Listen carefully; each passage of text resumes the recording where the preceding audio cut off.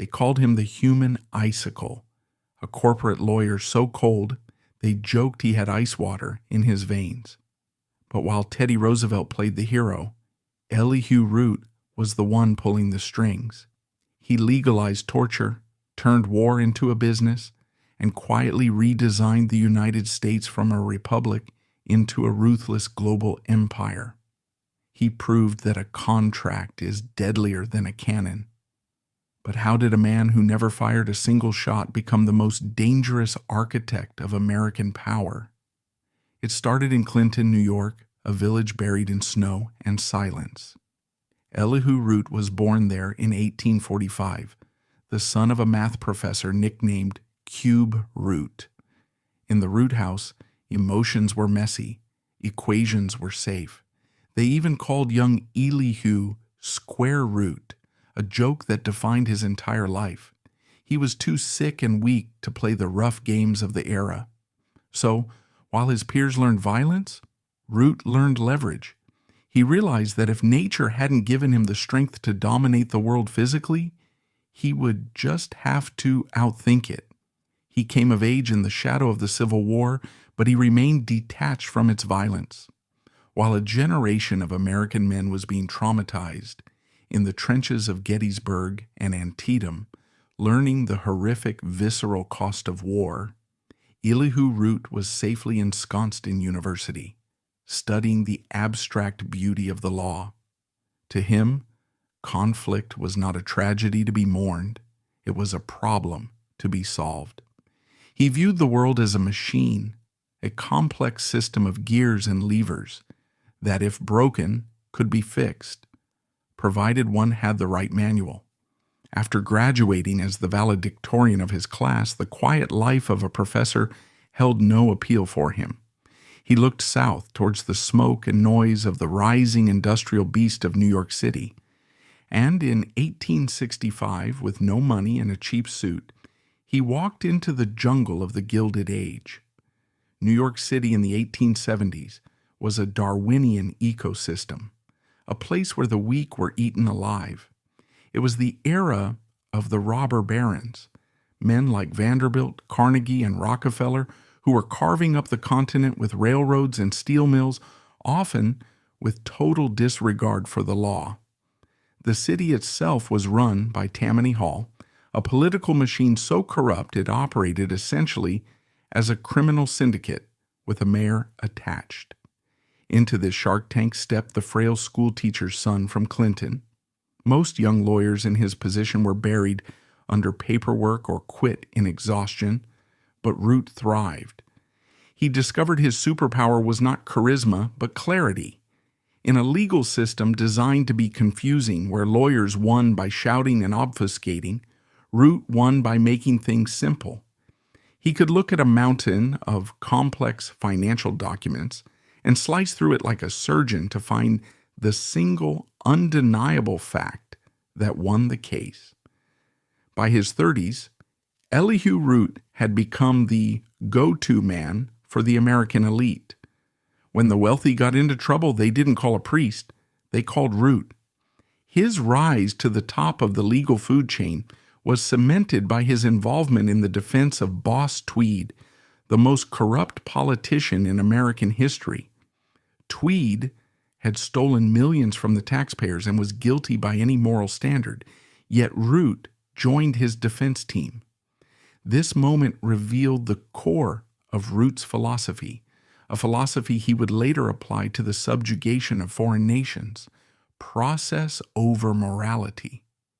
He believed that the law was a neutral instrument, and if the paperwork was in order and the arguments were sound, the outcome was justified, regardless of whether the client was a saint or a monster. He wasn't defending Tweed's theft, he was defending the legal structure itself.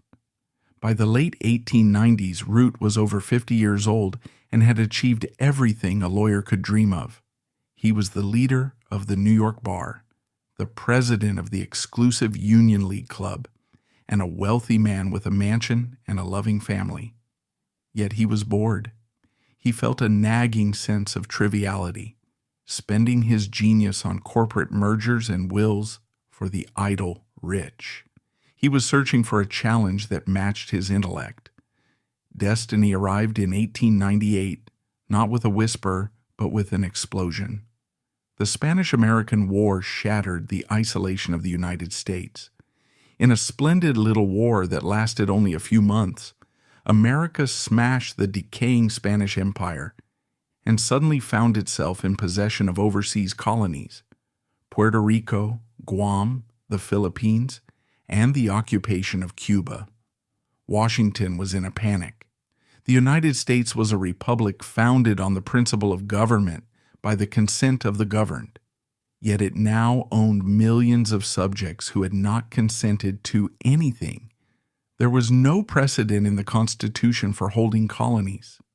The War Department was a disaster, still operating on rules written for fighting Native Americans on the plains, now trying to manage a maritime empire in the tropics. Soldiers were dying of yellow fever, supplies were rotting on the docks, and in the Philippines, a nationalist insurgency was beginning to rise against the new American occupiers.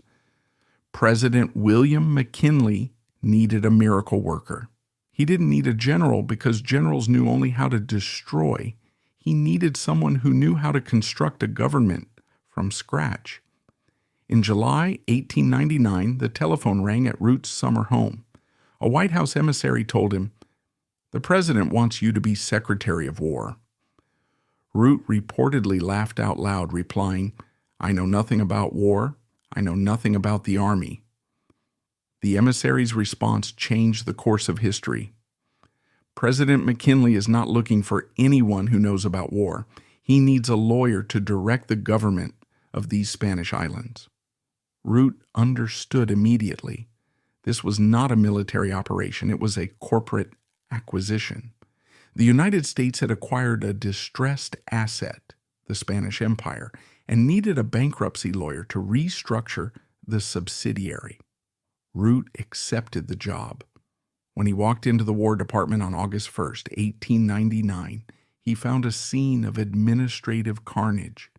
Piles of documents tied in red tape were stacked in the hallways, and the department was paralyzed by a feud between the civilian leadership and the old guard generals, led by the pompous General Nelson Miles. Root sat down, lit a cigarette, and began to read. He read reports from the field, histories of the British in India, and treatises on Roman administration. He approached the chaos of empire exactly as he had approached a corporate lawsuit, looking for the logic. He realized quickly that he had to solve two massive problems simultaneously. He had to rebuild the incompetent U.S. Army into a modern machine, and he had to invent a legal framework that allowed a republic to rule an empire without calling it an empire. His first and most brutal test was the Philippines.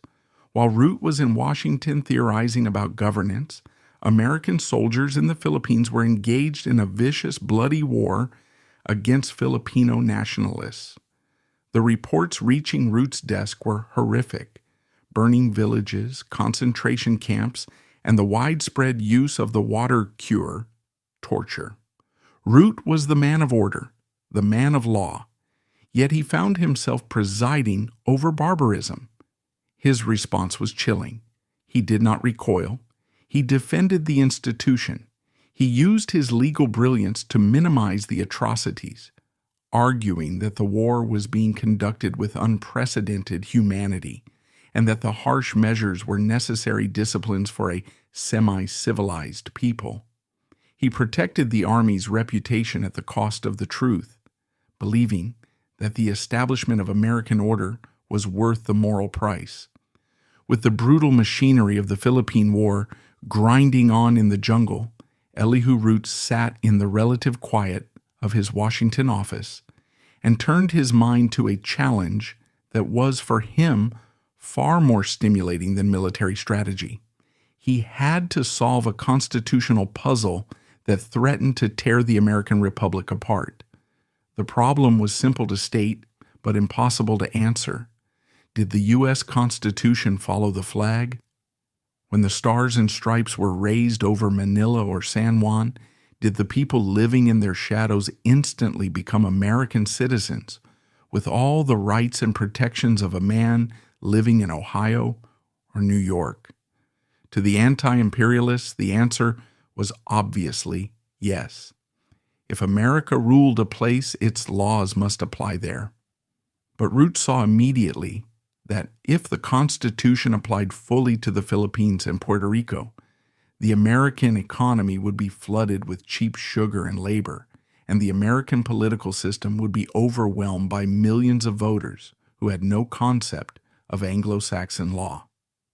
To Root, this was a nightmare scenario of chaos, but the alternative, ruling these people as subjects without any rights at all, was tyranny, a violation of the very Declaration of Independence the country was founded upon. The president was paralyzed between these two extremes. He needed a third way. So, Elihu Root invented one. He crafted a legal theory that was a masterpiece of hair-splitting sophistication. He argued that there was a fundamental difference between incorporated territories, land destined to become states like Arizona or New Mexico, and unincorporated territories like the Philippines and Puerto Rico. In these new unincorporated lands, Root argued, the Constitution applied only in part. The people there were entitled to fundamental rights, such as the right not to be murdered or robbed, but they were not entitled to procedural rights, like trial by jury or the right to bear arms. Most importantly, they had no right to vote in American elections. They were, in a legal sense, foreign to the United States in a domestic sense. It was a distinction that allowed the United States to possess an empire without admitting it was an empire. It allowed Washington to be a master while pretending to be a guardian. Having established the legal ground, Root moved to construct the government itself. In the Philippines, he realized that military force alone would never secure a lasting peace. You could not kill your way to stability. He drafted the Philippine Organic Act of 1902, which effectively replaced the generals with a civil government. He handpicked William Howard Taft, a fellow lawyer and future president, to go to Manila as the first civilian governor. Root gave Taft a specific instruction: kill them with kindness. While the army hunted down the remaining insurgents, Taft and Root launched a massive program of infrastructure. They built roads, sewers, hospitals, and schools. They imported hundreds of American teachers. Root's strategy was to bind the Filipino elite to the United States through economics and education. It was a policy of benevolent assimilation. He wanted to make the Philippines dependent on the American market and the American way of life, creating a colony that would police itself. But if the Philippines was a problem of construction, Cuba was a problem of evasion. The United States had entered the war with Spain claiming it was fighting solely to liberate Cuba.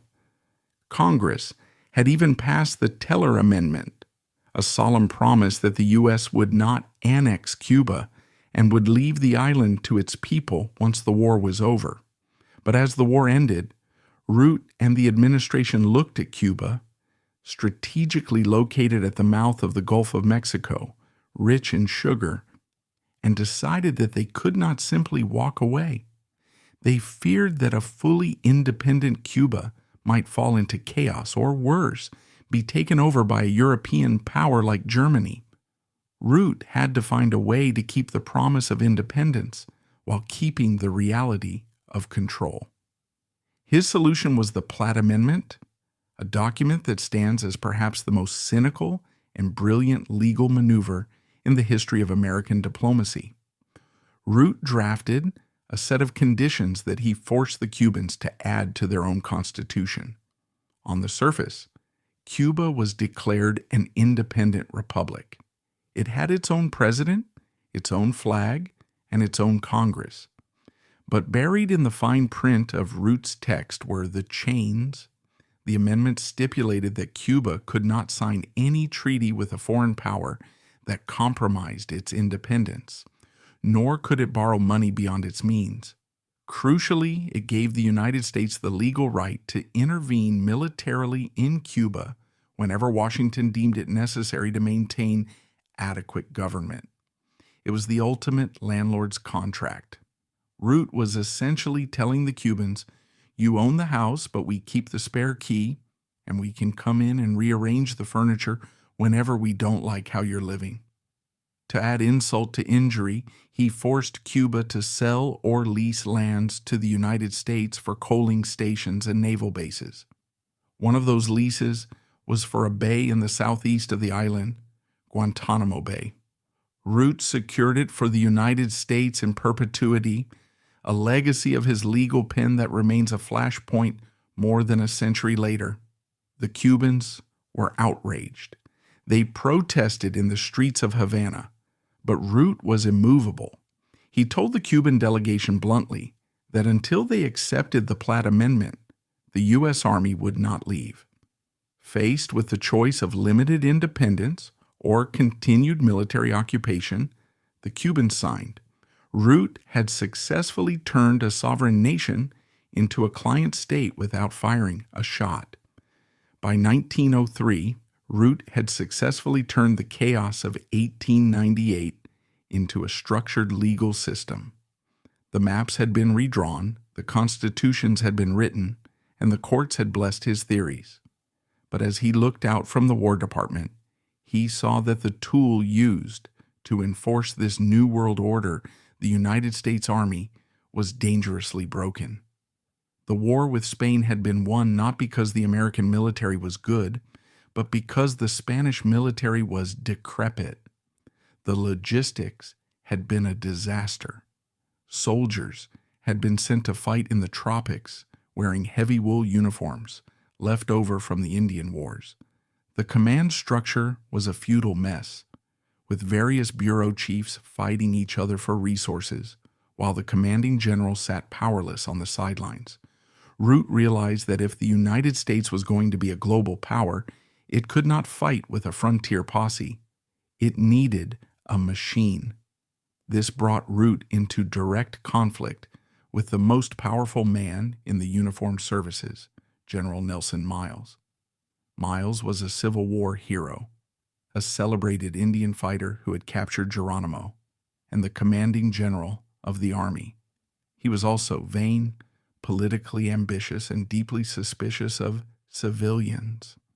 Miles believed the Army should be run by soldiers, and that the Secretary of War was merely a glorified clerk whose job was to sign the checks. He represented the old guard, a caste of officers who viewed war as a matter of courage and dash, not logistics and planning.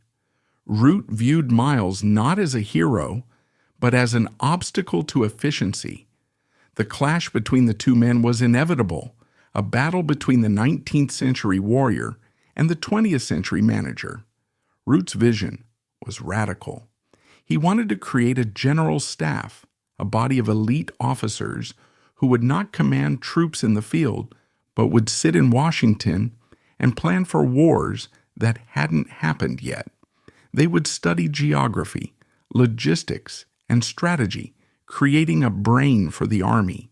He also wanted to replace the position of commanding general with a chief of staff, a supreme military officer who served at the pleasure of the president and the Secretary of War. This would firmly subordinate the military to civilian control. To General Miles, this was heresy. He accused Root of trying to Germanize the American Army, introducing a Prussian-style militarism that was alien to the democratic spirit. Miles used his connections in Congress and the press to attack Root, leaking damaging information about the Philippines and testifying against Root's reforms. But Miles had underestimated the lawyer. Root did not fight Miles in the press. He fought him with procedure. He quietly gathered support in Congress, charming key senators and explaining the dire necessity of reform. He pointed to the logistical disasters of the Spanish War as proof that the old system was deadly. He outmaneuvered the general at every turn, slowly stripping away his influence until Miles was little more than a figurehead. When Miles finally retired, bitter and defeated, Root didn't even attend his farewell ceremony. He simply finalized the paperwork. In 1903, the General Staff Act was passed. It was the birth of the modern American military establishment. Root had created the Pentagon in spirit, long before the building existed. To feed this new brain, Root founded the Army War College. At the laying of the cornerstone, he delivered a speech that encapsulated his chillingly pragmatic worldview, not to promote war, but to preserve peace by intelligent and adequate preparation to repel aggression. He was professionalizing violence.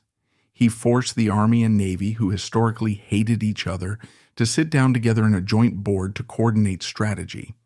He introduced standardized training, modern equipment, and rigorous promotion standards. In just 5 years, Elihu Root took a dusty, disorganized frontier constabulary and transformed it into a modern imperial force capable of projecting power anywhere on the globe. He had built the engine that would drive the American century. In 1904, exhausted by 5 years of relentless work, Root resigned as Secretary of War and returned to New York. He wanted to make money again. He wanted to return to his quiet life. But the architecture he had built was already growing beyond his control. The United States was now a player in the great game of nations. And the man in the White House, Theodore Roosevelt, was not content to sit still. Roosevelt was pushing American power into Panama, into the Caribbean, and across the Pacific. He needed a partner who could navigate the treacherous waters of international diplomacy with the same ruthless brilliance Root had applied to the War Department. The respite lasted less than a year. In 1905, Secretary of State John Hay died. Roosevelt didn't hesitate. He summoned the architect back to Washington. This time, Root would not be managing colonies.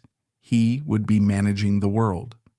The lawyer was about to become the diplomat, and he would bring his obsession with order to the chaotic stage of international relations.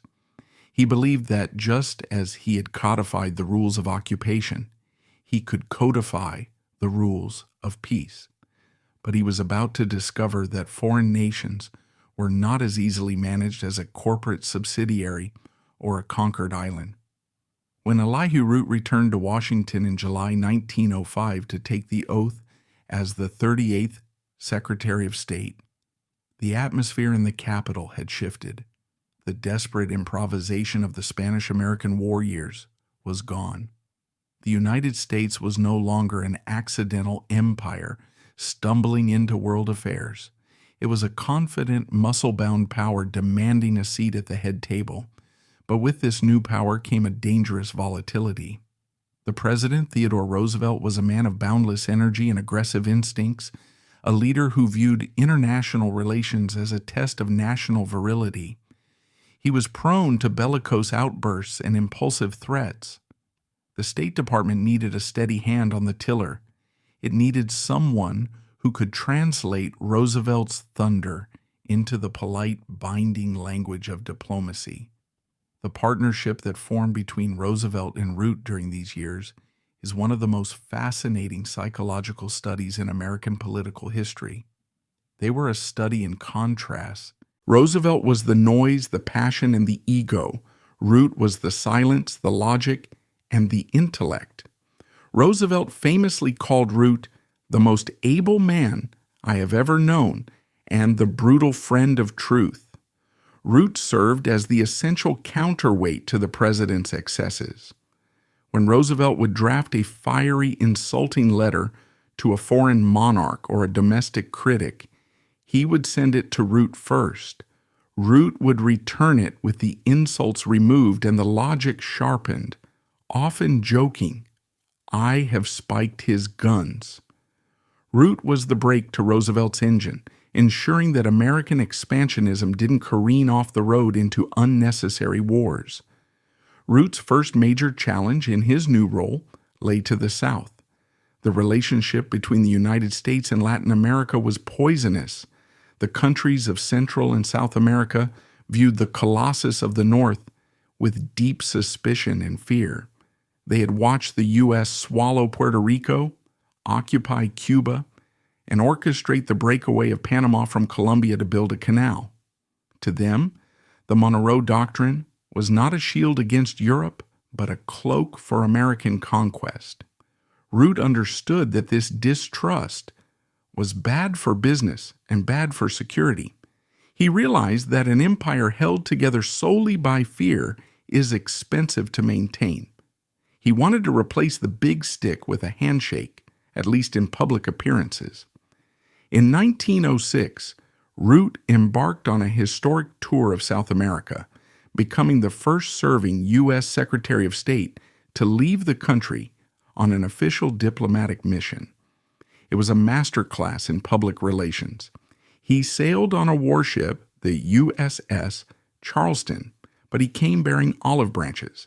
He visited Brazil, Uruguay, Argentina, Chile, Peru, and Colombia. In Rio de Janeiro, addressing the Pan American Conference, he delivered one of the most famous speeches of his career, outlining a vision of mutual respect that predated FDR's good neighbor policy by 30 years. "We wish for no victories, but those of peace," he declared to a rapt audience. "We wish for no territory except our own, for no sovereignty except the sovereignty over ourselves." His words were elegant, hypnotic, and calculated to soothe. He charmed the Latin American elites. Speaking their language of republicanism and international law, he dined in palaces and received standing ovations. But behind the champagne toast and the flowery rhetoric, Root was engaged in a delicate double game. While he preached sovereignty, he was simultaneously solidifying the Roosevelt corollary, the idea that the United States had the right to act as an international police power in the Western Hemisphere to prevent European intervention. Root was trying to sell American hegemony as a benevolent service. He argued that when the U.S. intervened in places like the Dominican Republic to manage their debts, it wasn't conquering them. It was saving them from European creditors. It was the same paternalistic logic he had used in the Philippines, repackaged for sovereign nations. He didn't want to own South America, he just wanted to manage it. While Root was smoothing feathers in the South, a far more dangerous storm was gathering in the West. Japan had stunned the world in 1905 by crushing the Russian Empire, marking the first time in the modern era that an Asian power had defeated a European one. Japan was rising, hungry for respect, and expanding its own empire in the Pacific. The collision course with the United States seemed inevitable. Tensions reached a boiling point in 1906, not because of a naval clash, but because of a school board in San Francisco. In a fit of racist hysteria, the San Francisco School Board ordered that all Japanese students be segregated into Oriental schools. The Japanese government was outraged. The Japanese press called for war to defend the national honor. Roosevelt was furious with the Californians, calling them idiots, but he had no legal power to control a local school board. The prospect of a war with Japan, a war the U.S. Navy was not yet ready to fight, loomed large. Root stepped into this minefield with his characteristic cool. He viewed the crisis not as a clash of civilizations, but as a legal dispute to be settled. He summoned the San Francisco officials to Washington and browbeat them into rescinding the segregation order. In exchange, he negotiated the Gentlemen's Agreement of 1907 with Japan. It was a subtle, informal arrangement. Japan would voluntarily stop issuing passports to laborers trying to emigrate to the U.S., and in return, the U.S. would not pass a humiliating law banning Japanese immigration outright. It was a solution that saved face for both sides, avoiding the humiliation of a formal treaty while achieving the exclusionary goals of the American nativists. But Root knew a handshake wasn't enough to secure the Pacific. He wanted something on paper. He engaged in a series of intense private negotiations with the Japanese ambassador, Kogoro Takahira. The result was the Root-Takahira Agreement of 1908. It was a masterpiece of realpolitik.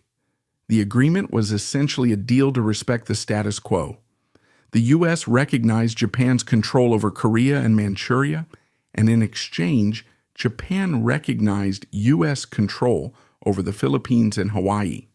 They both agreed to respect the open-door policy in China, at least in theory. Critics later accused Root of selling out Korea to buy safety for the Philippines, and they were right. Root was a pragmatist.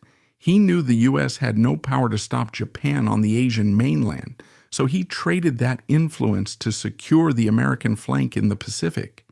He had bought peace with a contract. Throughout his tenure as Secretary of State, Root was obsessed with the idea of professionalizing diplomacy, just as he had professionalized the Army.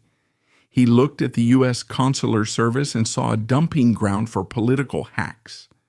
Ambassadorships and consular posts were treated as rewards for campaign donors or incompetent nephews of senators. These men were supposed to be the eyes and ears of America abroad, but many couldn't speak the local language or understand basic economics. Root declared war on this patronage system. He lobbied Congress to create a merit-based system, requiring exams for entry and establishing clear grades for promotion. He wanted diplomats who were trained experts, not political tourists. It was unglamorous work fighting with Congress over budgets and hiring rules, but it laid the foundation for the modern Foreign Service. By 1909, as the Roosevelt administration neared its end, Elihu Root stood at the pinnacle of his power. He was widely regarded as the premier statesman of the era. He had reorganized the army, governed the colonies, charmed Latin America, and averted war with Japan. He had proven that the mechanisms of law and bureaucracy could be just as potent as cannon fire. But beneath the surface of his success, the world was changing in ways that even his brilliant legal mind could not control. The progressive movement was sweeping America, demanding more democracy and less elite management. The alliance system in Europe was tightening like a noose, and his partner Theodore Roosevelt was preparing to leave the White House to go on a safari, handing the presidency to their mutual friend William Howard Taft. Root decided it was time to leave the cabinet. He was tired of being the number 2 man. He was elected to the U.S. Senate by the legislature of New York, a position he felt befitted his stature as an elder statesman.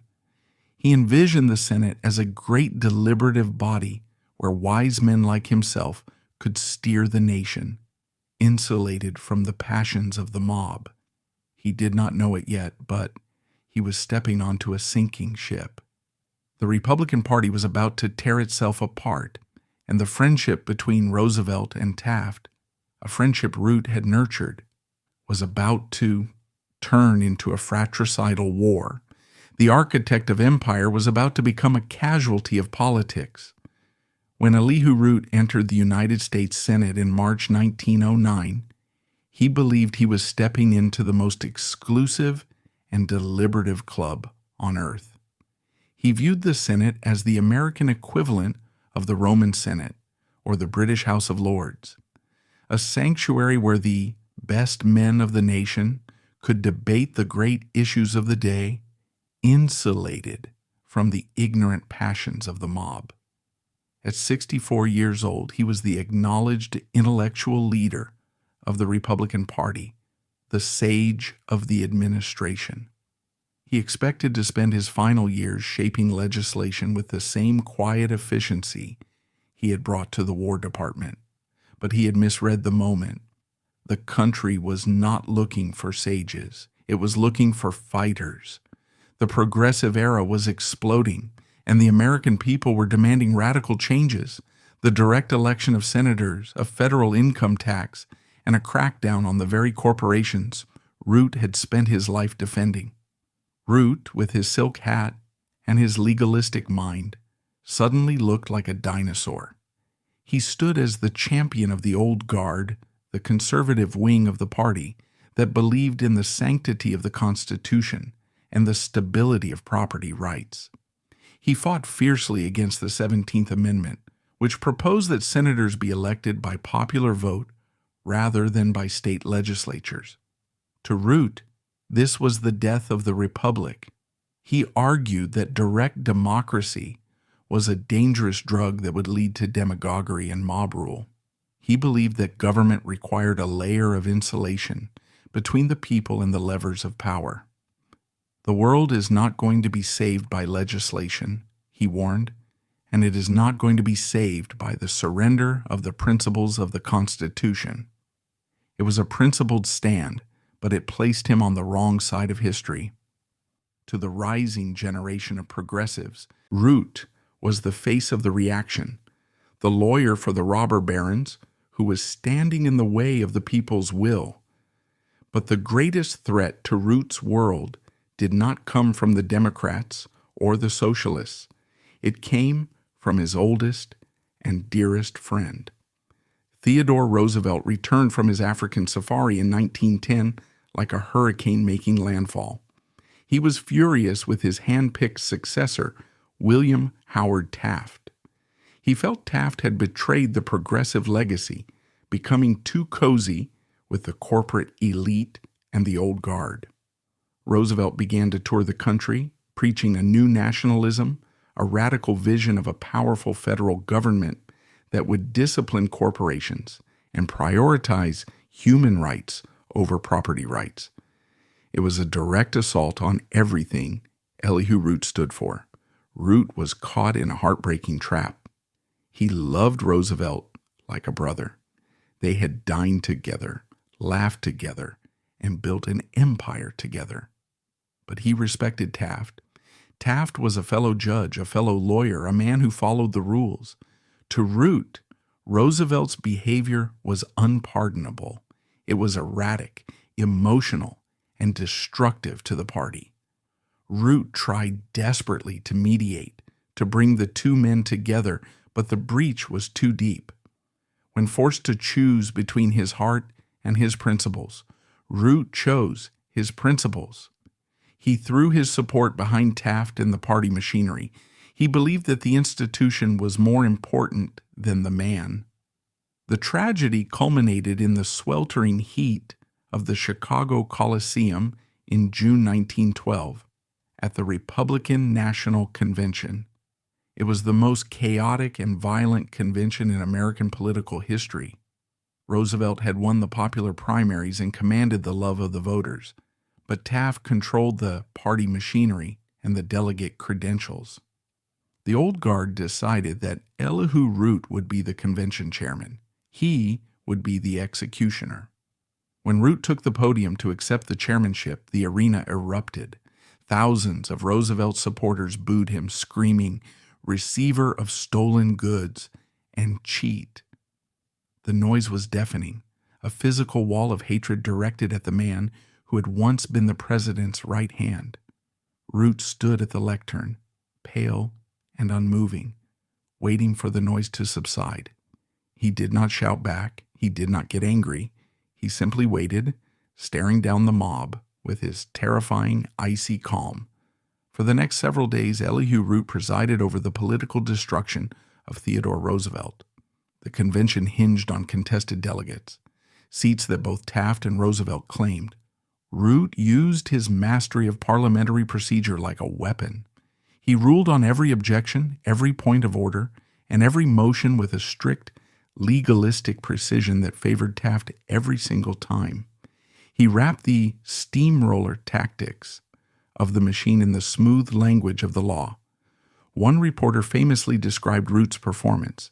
His wires were all barbed, but they were strung with silk. Inside, Root was in agony. Witnesses later reported that during the breaks, he would slump in his chair in the back room, looking physically ill, his eyes filled with tears. He knew he was destroying a friendship that meant the world to him, but the moment he walked back onto the stage, the mask of the human icicle slipped back into place. He banged the gavel, overruling the Roosevelt delegates again and again, methodically locking the doors of the party against its most popular figure. When Roosevelt realized he could not win against Root's procedural stranglehold, he ordered his delegates to storm out of the hall and form the Bull Moose Party. Root watched them go. He had saved the Republican Party machinery for the conservatives, but he had guaranteed its defeat in the general election. With the vote split between Taft and Roosevelt, the Democrat Woodrow Wilson swept to victory in November. The friendship between Root and Roosevelt was dead. They would exchange cold, polite letters in the future, but the warmth was gone forever. Roosevelt later wrote that Root was the man who had put the tombstone on the grave of my political career. The election of 1912 left Root politically homeless. He was now a senator in the minority party, despised by the progressive Democrats who now controlled Washington, and viewed with suspicion by the populist wing of his own party. The domestic world had turned against him. The America he had helped build, an America managed by a small elite of wise lawyers, was vanishing. But if his influence at home was waning, his reputation abroad was reaching its zenith. The world was sliding towards the abyss of the Great War, and the nations of Europe looked to Elihu Root as a sage of international law. In 1912, the same year he crushed Roosevelt in Chicago, the Nobel Committee in Norway announced that Elihu Root had been awarded the Nobel Peace Prize. It was a recognition of his work in the cabinet, his arbitration treaties, and his pacification of the Philippines. It was a profound irony. At home, he was a villain of machine politics. Abroad, he was a saint of peace. Root accepted the prize with his usual dignity, but his eyes were already scanning the horizon, seeing the storm clouds gathering over Europe. He believed that the only thing that could save the world from self-destruction was a binding system of international law, a supreme court for the world. He was about to embark on the final and perhaps most quixotic crusade of his life. The lawyer who had organized the American empire was now going to try to organize the entire human race. As Europe plunged into the abyss of the First World War in August 1914, Elihu Root stood as a man seemingly out of time. He was 70 years old, a recipient of the Nobel Peace Prize, and the acknowledged patriarch of the American legal establishment. He had spent the last decade building treaties, courts, and arbitration agreements, constructing a fragile architecture of international law designed specifically to prevent the catastrophe that was now unfolding. He watched with horror as the German army smashed through neutral Belgium, tearing up the treaties he held sacred as mere scraps of paper. To Root, this was not just a war, it was a crime. It was the collapse of the civilized order he had dedicated his life to building. His reaction to the war placed him on a collision course with the new president, Woodrow Wilson. Wilson, a cerebral academic and a Democrat, urged the American people to remain neutral in thought as well as in deed. He believed the United States could stand apart from the madness of the old world, acting as a moral arbiter. To Elihu Root, this stance was cowardly and legally incoherent. Root argued that international law was meaningless if the world stood by while a neutral nation like Belgium was raped. He believed that the United States had a moral and legal obligation to protest the German aggression, not necessarily with troops at first, but with the full weight of its diplomatic power.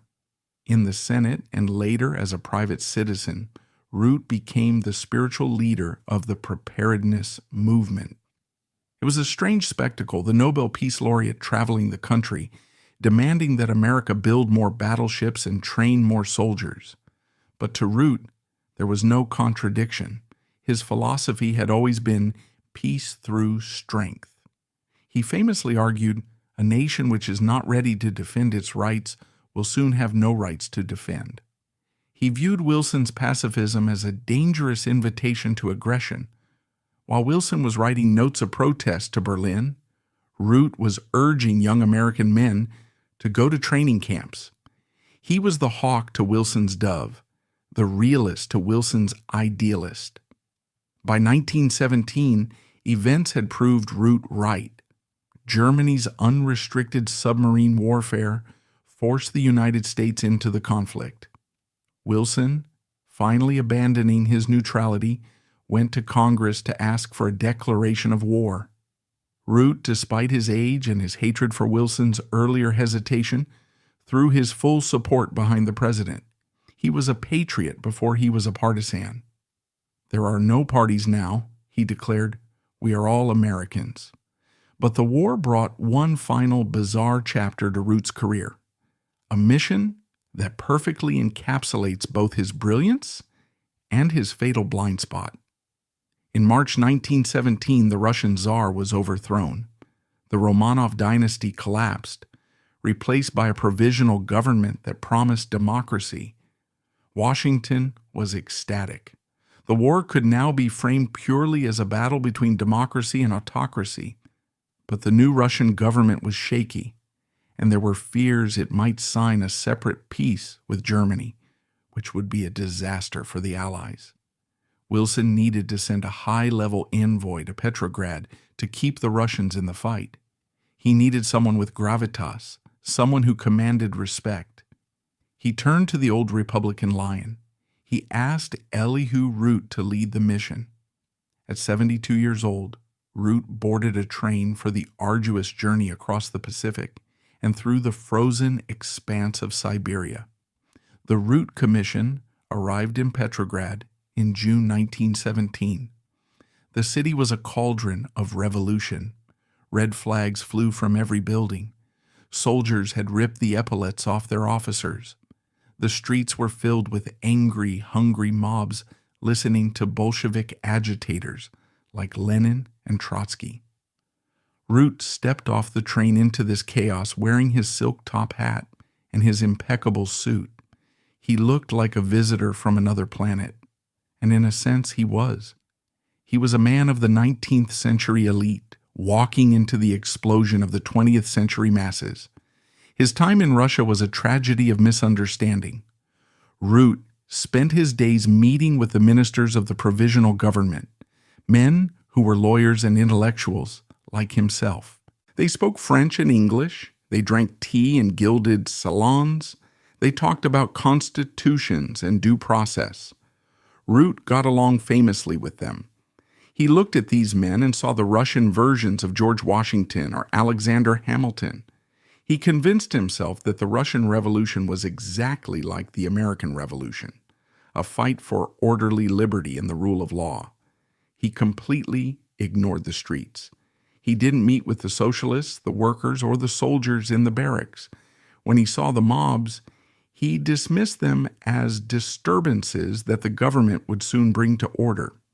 He lectured the starving Russians on the importance of staying in the war, telling them that they must fight to make the world safe for democracy. He didn't understand that to the Russian peasant, democracy meant land and bread, not a constitution, and war meant only death. Root returned to Washington in August 1917, exhausted but optimistic. He reported to President Wilson that Russia was stable, that the provisional government was strong, and that the Russian people were committed to the war. It was perhaps the most spectacular intelligence failure in American diplomatic history. 3 months later, the Bolsheviks stormed the Winter Palace. The provisional government, Root's friends, were arrested or fled. Lenin took power, and Russia immediately pulled out of the war. Root's mission had been a total failure. This episode reveals the ultimate limitation of Elihu Root's worldview. He was a genius at managing institutions, negotiating treaties, and debating in senates. He understood men in suits, but he had no comprehension of the chaotic, emotional, irrational power of the mob. He believed that order was the natural state of humanity, and that if you just explained the logic of the law clearly enough, people would fall in line. Russia taught him that hunger and rage do not care about legal arguments. He had tried to use a contract to stop a hurricane. The end of World War I brought a final opportunity for Root to shape the world, though not in the way he had hoped. The victors gathered at Versailles to redraw the map of the world. Wilson brought his 14 points and his dream of a League of Nations. Root, now back in private life, was skeptical of the League as Wilson proposed it. He feared it would commit American troops to foreign wars without the consent of Congress, a violation of the Constitution he held sacred. However, he did not want to kill the League. He wanted to fix it. He drafted a series of reservations, legal amendments, that would allow the U.S. to join the League while protecting American sovereignty. He sent these to his friend, Senator Henry Cabot Lodge, who was leading the opposition to Wilson in the Senate. Root played the role of the wise elder, trying to bridge the gap between Wilson's internationalism and the Senate's isolationism. But Wilson, paralyzed by a stroke and blinded by his own messianic stubbornness, refused to compromise. The Treaty of Versailles was rejected by the U.S. Senate. The United States would not join the League of Nations. Root watched from the sidelines as the structure of international peace he had dreamed of, a world united by law, crumbled before it could even be built. Yet even in this defeat, Root did not give up. In 1920, at the age of 75, he was called upon by the newly formed League of Nations, the very organization his own country had rejected, to help draft the statute for the Permanent Court of International Justice. This was the dream of his life, a world court, a place where nations would settle their disputes with briefs and evidence, just as he had done in the courtrooms of New York 50 years earlier. He traveled to The Hague. There, working with jurists from around the world, the old lawyer drafted the rules for the court. It was his final masterpiece of legal architecture. He believed that even if the politicians failed, the judges might succeed. He returned to America hoping to persuade his country to at least join the World Court, if not the League. The era of the Roosevelt Republicans, of strenuous life and empire building, was dead and buried. Theodore Roosevelt himself had died in 1919, leaving Root as the sole surviving architect of the American century. To Root, the new political climate sounded dangerously like sleepwalking. But while America tried to sleep, the rest of the world was waking up to a new nightmare. Though the Great War was over, a new terrifying race was beginning on the high seas. The United States, Great Britain, and Japan were locked in a feverish competition to build battleships, monstrous floating fortresses that cost fortunes and threatened to bankrupt their respective treasuries. It was an arms race that terrified the economists and the pacifists alike. If it continued, another war was mathematically inevitable.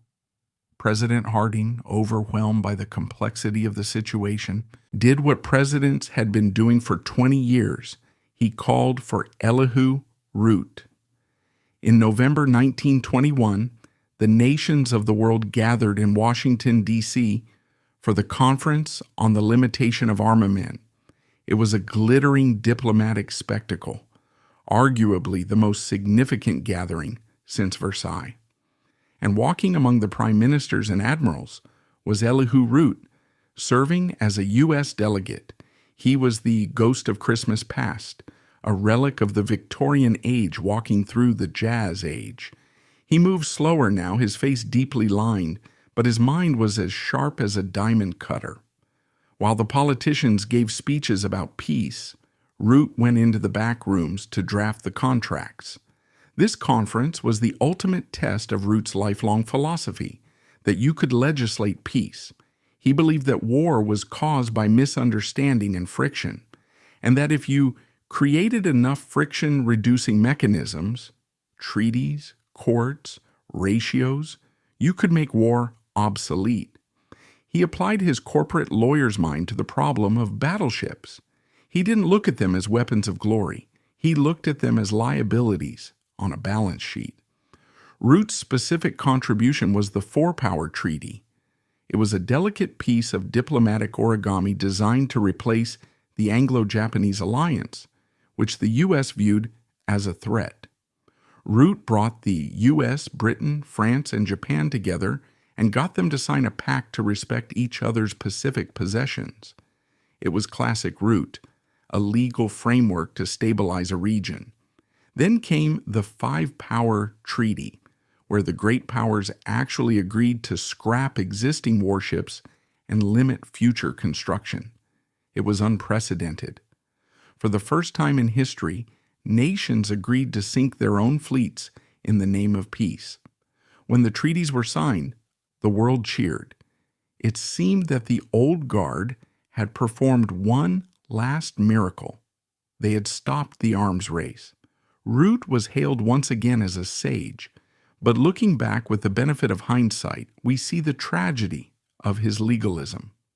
Root had limited the tools of war, but he had done nothing to limit the will to war. The treaties had no enforcement mechanism, no police force to punish a cheater. They relied entirely on the honor of nations. Root, a gentleman of the 19th century, could not conceive that a nation like Imperial Japan would sign a treaty with the express intention of breaking it the moment they were strong enough. He was building a paper dam to stop a flood. Following the conference, Root began to withdraw from the public stage, retreating into the role of the national sage. He spent his days in New York and Clinton, surrounded by books and memories. But even in retirement, he could not stop working. He became the founding chairman of the Council on Foreign Relations, an organization dedicated to the idea that America must engage with the world intellectually, even if it refused to engage politically. He was trying to keep the flame of internationalism alive in a country that had turned its back on the world. This period of his life was marked by a profound loneliness. He was outliving his generation, the men he had sparred with, the men he had conspired with. Roosevelt, Hay, Taft, Lodge were dying one by one. He was becoming a living monument, visited by young ambitious men who wanted to touch the hem of history, but who viewed his ideas about order and law as quaintly old-fashioned. The 1920s was an era of chaos, of breaking rules, of jazz and speakeasies. Root was a man of rules. He hated the disorder of the modern world. He famously railed against the 19th Amendment not because he hated women, but because he believed it doubled the electorate without increasing the intelligence of the vote. He was an elitist to the bitter end, believing that governance was a science for the few, not a game for the many. But even in this twilight, there was one piece of unfinished business that haunted him: the World Court. Although the court was now up and running at The Hague, operating on the very rules Root had written years earlier, the United States remained stubbornly outside of it. This exclusion maddened him. It was his intellectual child, yet his own country refused to acknowledge it. Refusing to let the dream die, he spent the mid-1920s writing furious letters and lobbying the Senate. He argued that the court was not political, but purely legal. There is but one power on earth that is stronger than military force, he wrote, and that is the power of public opinion crystallized into law. But the Senate, dominated by isolationists who saw foreign entanglements in every treaty, blocked him at every turn. They attached reservations to the treaty that made U.S. participation impossible. Root, now approaching 80, traveled to Europe one last time in 1929 to try and negotiate a compromise, the so-called Root Formula, to satisfy the suspicious American senators. He sat in cold conference rooms in Geneva, an old man trembling with age, using the last reserves of his energy to find the precise legal wording that would bridge the gap between American nationalism and international justice. He succeeded in drafting the formula. The European nations accepted it. He returned to America in triumph, thinking he had finally secured his legacy. But the U.S. Senate, spiteful and short-sighted, buried the treaty in committee. They let it die. Root realized then that he would not live to see his country join the court he had built. As the 1920s crashed into the Great Depression, Elihu Root sat in his apartment overlooking Park Avenue, watching the world unravel. The stock market collapsed, destroying the economic stability he had prized. In Europe, a new kind of madness was rising: fascism in Italy, Nazism in Germany. These were not rational actors. These were not men who cared about treaties or arbitration. They were men of blood and soil. The empire of law that Root had spent 50 years constructing, from the Philippines to The Hague, was revealed to be a castle built on sand. By the early 1930s, Elihu Root had become a living ghost haunting the corridors of American memory. He was approaching 90 years old. He spent his days in his apartment on Park Avenue or in the quiet study of his family home in Clinton, surrounded by the leather-bound books that had been his constant companion since childhood. He was no longer a player in the game. He was a spectator, forced to watch from the sidelines as the world he had so carefully constructed began to burn. The 1930s were not kind to the vision of Elihu Root. Every principle he held sacred, the sanctity of contracts, the stability of markets, the power of international law, was being smashed by the twin hammers of the Great Depression and totalitarianism. The first blow came from the East. In 1931, the Japanese Kwantung Army invaded Manchuria. It was a naked act of aggression, a brutal violation of the very treaties Root had negotiated 20 years earlier. The Root-Takahira Agreement, the Four-Power Treaty, the solemn pledges of the Washington Naval Conference. Japan tore them all up and threw them in the face of the West. The League of Nations, the organization Root had tried so hard to salvage, issued weak protests. Japan simply walked out of the League. Root watched this with a profound sinking horror. He realized that the paper dam he had built was collapsing. He had spent his life believing that nations, like corporations, would act rationally to maximize their own stability. He had not accounted for the irrational fanaticism of militarism. When asked about the invasion, the old man remarked grimly, "Treaties are not self-enforcing." It was the admission of a lifetime's failure. At home, the situation was equally alien to him. The economic collapse of 1929 had swept away the credibility of the old guard Republicans. In 1932, Franklin Delano Roosevelt, the cousin of his old friend Theodore, swept into power promising a New Deal. To Elihu Root, the New Deal was not a rescue plan. It was a revolution, and a dangerous one.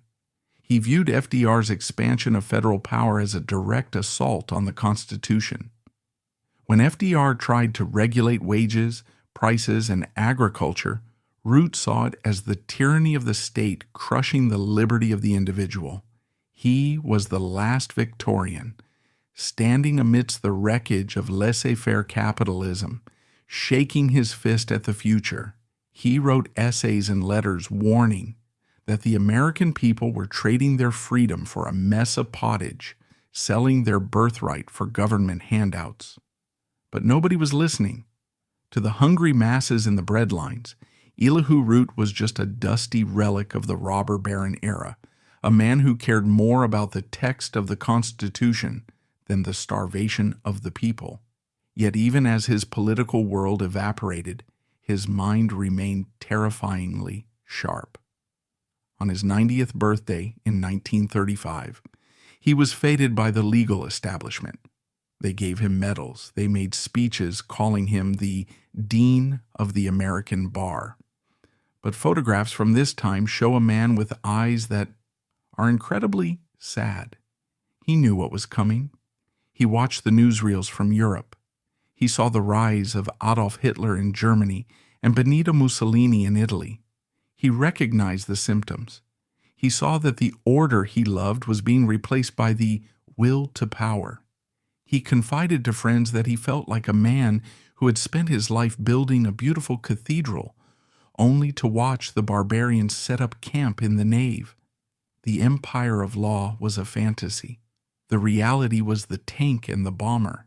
In a moment of dark prophecy, he told a biographer, "I have no doubt that a great war is coming, and it will be a war of such magnitude that it will make the last one seem like a skirmish." He understood that technology had outpaced morality. He had modernized the U.S. Army to protect the peace, but he knew that same modernization would now be used to unleash hell on a scale previously unimagined. As 1936 dragged into 1937, Root's health finally began to fail. He grew weaker, his voice reducing to a whisper, but he refused to stop thinking.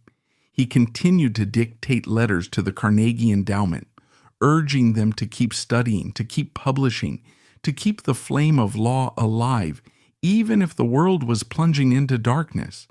It was a defiance born of stubbornness. He believed that even if civilization was about to be destroyed, it was the duty of the gentleman to remain civilized until the very end.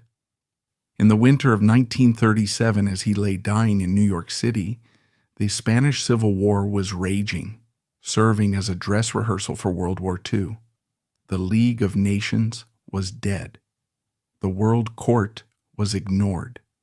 The American military which he had created was preparing once again for global conflict.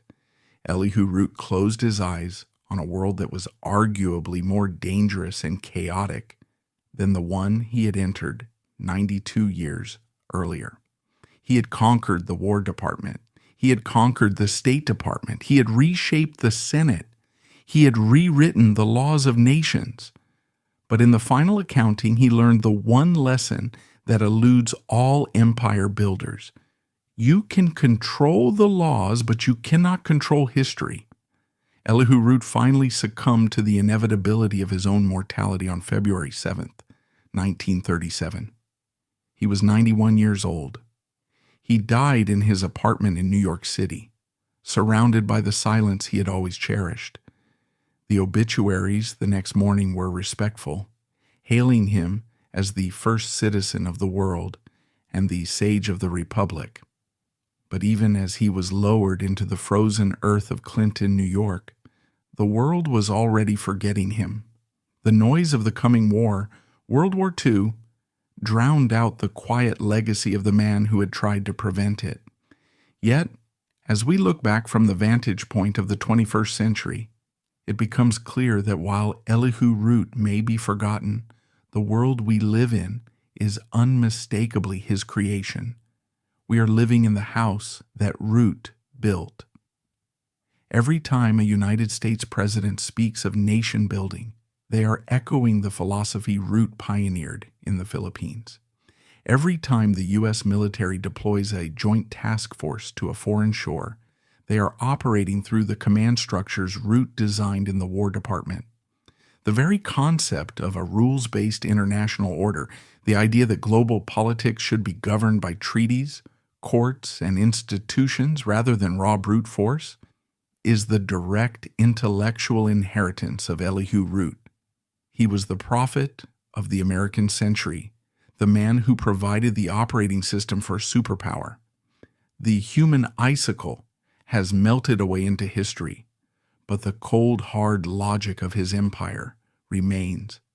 As long as the United States projects its power across the oceans, acting as both the policeman and the judge of the world, the ghost of Elihu Root will be sitting in the room, quietly nodding his head, satisfied that everything is proceeding according to the bylaws.